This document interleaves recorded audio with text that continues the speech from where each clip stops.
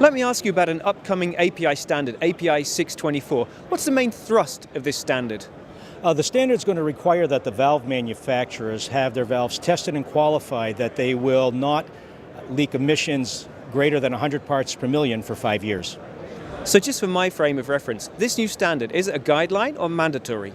Well, it's a standard put out by the API Institute, but it's being mandated by the government to the end users. So it's forcing the valve OEMs to comply based on their customers' request, which is being put down on them by the government.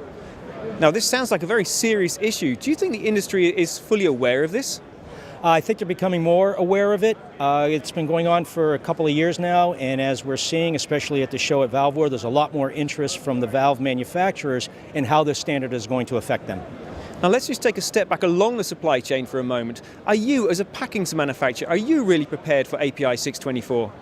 Oh yeah, we've been prepared for a few years because we've manufactured first the packing, which has to be qualified to the API 622 standard, which is a requirement of the upcoming API 624 standard. So we've been in the market space for a few years now with the products. So tell me, how hard was it to achieve a packing with a 100 ppm emissions limit? Well, there was a little work involved. It took us a couple of years of product development and testing to get where we can consistently perform to those requirements. Now looking ahead, I understand you're going to be hosting a Valve Emissions Summit. Who should be taking part?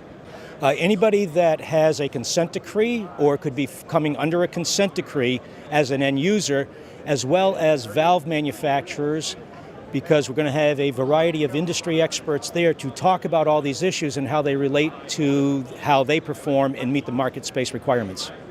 So you're looking forward to welcoming the valve industry to Houston? Yes, we will.